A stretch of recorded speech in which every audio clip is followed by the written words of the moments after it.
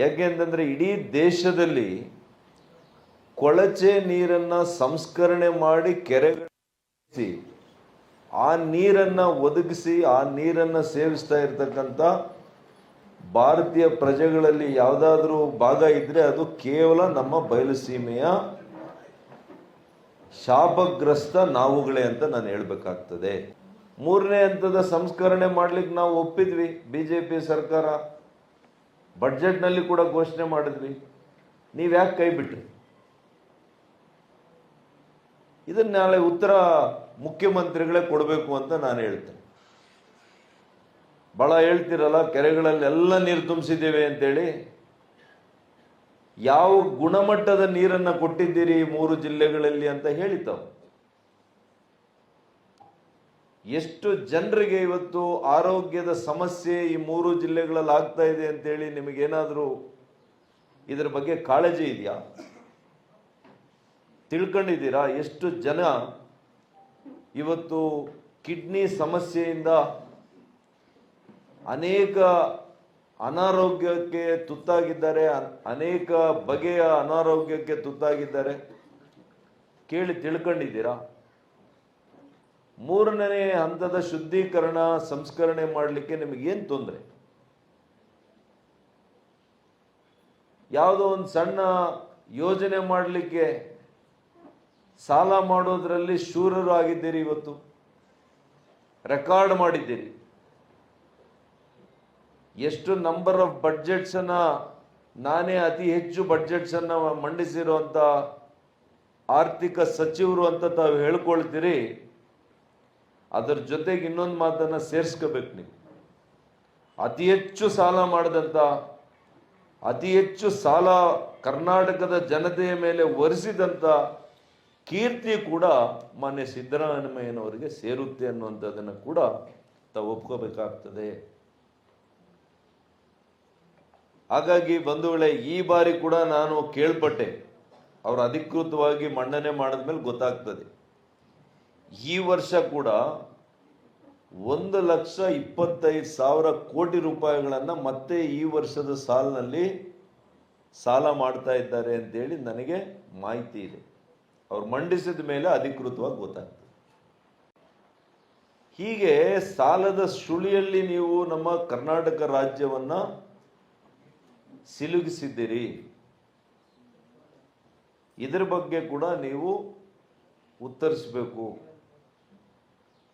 ಚಿಕ್ಕಬಳ್ಳಾಪುರದ ವೈದ್ಯಕೀಯ ಕಾಲೇಜು ಅತಿ ಕಡಿಮೆ ಅವಧಿಯಲ್ಲಿ ನಾವು ಆ ಕಾಮಗಾರಿಯನ್ನು ಮುಗಿಸಿದ್ವಿ. 3 ವರ್ಷ ಆಗ್ತಾ ಬಂತು.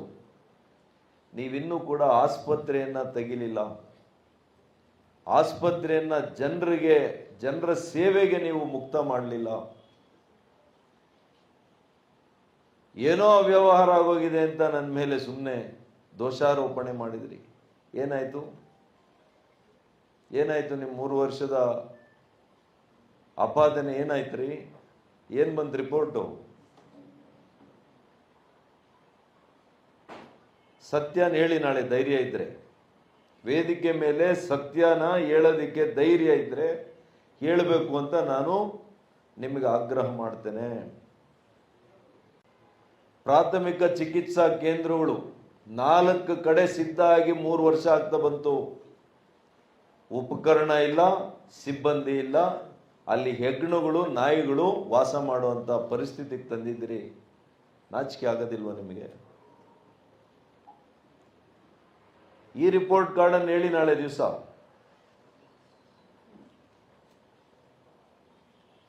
ಮಂಚೇನಹಳ್ಳಿ ಹೊಸ ತಾಲೂಕಿನಲ್ಲಿ ತಾಯಿ ಮತ್ತು ಮಗುವಿನ ಆಸ್ಪತ್ರೆ, ಸಾಮಾನ್ಯ ಜನರಿಗೆ ಆಸ್ಪತ್ರೆ, ವಿನೂತನವಾದಂಥ ಆಸ್ಪತ್ರೆ ಮಾಡಿದ್ದೀವಿ. ಅಲ್ಲಿ ಕೂಡ ಇವತ್ತು ನಾಯಿಗಳು, ಹೆಗ್ಗಣಗಳು ಇವು ವಾಸ ಮಾಡ್ತಾ ಇದ್ದಾವೆ. ಇದರ ಕಡೆ ಇಲ್ಲಿನ ಶಾಸಕರು, ಮಾನ್ಯ ಜಿಲ್ಲಾ ಉಸ್ತುವಾರಿ ಸಚಿವರು ಇದಕ್ಕೆ ಉತ್ತರ ಮಾಡಲಿ. ಜನನ ಸೇರಿಸಿ ಆಂದೋಲನ ಮಾಡಿ ಯಾವುದಕ್ಕೆ ಆಂದೋಲನ ಮಾಡ್ತಾ ಇದ್ದೀರಿ? ಮಹಾತ್ಮ ಗಾಂಧೀಜಿಯವರ ಹೆಸರನ್ನ ತೆಗೆದಿದ್ದಾರೆ ನರೇಗಾದಲ್ಲಿ. ಏನು ಮಹಾತ್ಮ ಗಾಂಧೀಜಿಯವ್ರ ಬಗ್ಗೆ ಕಾಂಗ್ರೆಸ್ನವ್ರಿಗಿರುವಂಥ ಮಮಕಾರ, ಎಷ್ಟು ಗೌರವ ನಾವು ನೋಡಿಲ್ವಾ? ನಿಮ್ಗೆ ಆ ರೀತಿಯಲ್ಲಿ ನಿಜವಾದಂಥ ಅವ್ರ ಬಗ್ಗೆ ಶ್ರದ್ಧೆ ಗೌರವ ಇದ್ದಿದ್ರೆ ಈ ದೇಶದ 400 ರಾಷ್ಟ್ರೀಯ ಸಂಸ್ಥೆಗಳ ಹೆಸರುಗಳನ್ನ ಇಂದಿರಾ ಗಾಂಧಿ, ರಾಜೀವ್ ಗಾಂಧಿ, ಸಂಜಯ್ ಗಾಂಧಿ ಹೆಸರುಗಳನ್ನ ಯಾಕೆ ಇಡ್ತಾ ಇದ್ದೀರಿ? ಮಹಾತ್ಮ ಗಾಂಧಿಯನ್ನ ಹೆಸರು ನೀಡ್ತಾ ಇದ್ರಿ ನೀವು. ಸಂಜಯ್ ಗಾಂಧಿ ಅವ್ರ ಕೊಡುಗೆ ಏನು ಈ ದೇಶಕ್ಕೆ? ಆಸ್ಪತ್ರೆಗೆ ಇಟ್ಟಿದ್ದೀರಿ ನೀವು, ಸಂಜಯ್ ಗಾಂಧಿ ಆಸ್ಪತ್ರೆಗೆ. ಯಾಕೆ ಅವಾಗ ಮಹಾತ್ಮ ಗಾಂಧಿಯವರ ಹೆಸರು ನೆನಪು ಬರಲಿಲ್ವಾ? ಬಾಬಣ್ಣ, ಈಗ ಗಲ್ಲಿ ಗಲ್ಲಿಗೆ ಒಂದು ವೈನ್ ಸ್ಟೋರ್ ಗೊತ್ತಾ ನಿಮಗೆ? ರಸ್ತೆ ರಸ್ತೆಗೆ ಒಂದು ವೈನ್ ಸ್ಟೋರ್. ಮದ್ಯಪಾನನ ನಿಷೇಧ ಮಾಡಬೇಕು ಅಂತ ಹೇಳಿದ್ಯಾರಪ್ಪ? ಮಹಾತ್ಮ ಗಾಂಧೀಜಿಯವರ ಆಶಯಗಳಲ್ಲಿ ಒಂದು ಬಲವಾದಂಥ ಆಶಯ ಅದು. ಇವತ್ತು ಕರ್ನಾಟಕ ಸರ್ಕಾರ ಹೇಳಿ ನಾಳೆ ದಿವಸ ಮುಖ್ಯಮಂತ್ರಿಗಳು ಬಂದು ನಮ್ಗೆ ಹಣ ಕಡಿಮೆ ಆಗಿದೆ, ಖಜಾನೆಯಲ್ಲಿ ಸಾಲ ಜಾಸ್ತಿ ಆಗ್ತಾ ಇದೆ, ಸಾಲಕ್ಕೆ ಬಡ್ಡಿ ತೀರಿಸಬೇಕಾಗಿದೆ, ಅದಕ್ಕೆ ನಾನು ಬೀದಿ ಬೀದಿಯಲ್ಲಿ ಒಂದು ವೈನ್ ಸ್ಟೋರ್ ಮಾಡ್ತಾ ಇದ್ದೀನಪ್ಪ, ಕುಡ್ಕೊಂಡು ಸ್ವಲ್ಪ ಟ್ಯಾಕ್ಸ್ ಕಟ್ಟಿ ಅಂತ ಹೇಳಿ ನಾಳೆ. ಹೌದಲ್ಲಪ್ಪ? ಮಹಾತ್ಮ ಗಾಂಧೀಜಿಯವ್ರ ಬಗ್ಗೆ ಬಹಳ ಗೌರವ ಅಲ್ಲ ಇವರಿಗೆ? ಮತ್ತೆ ನಿಷೇಧ ಯಾಕೆ ಮಾಡೋದಿಲ್ಲ? ಮದ್ಯಪಾನ ನಿಷೇಧ ಮಾಡ್ತೀನಿ ಅಂತ ಹೇಳಿ ಮಾನ್ಯ ಮುಖ್ಯಮಂತ್ರಿಗಳೇ, ನಾಳೆ ನೀವು ಇತಿಹಾಸದಲ್ಲಿ ನಿಂತೋಗ್ತೀರಿ. ಮಹಾತ್ಮ ಗಾಂಧೀಜಿಯವರ ಆದರ್ಶವನ್ನು ಪಾಲಿಸಿದಂತ ಮೊದಲನೇ ಕಾಂಗ್ರೆಸ್ನ ಮುಖ್ಯಮಂತ್ರಿ ಮಾನ್ಯ ಸಿದ್ದರಾಮಯ್ಯನವರು ಅಂತೇಳಿ ನೀವು ಹೆಸರು ಬರ್ತದೆ ನಿಮ್ಗೆ.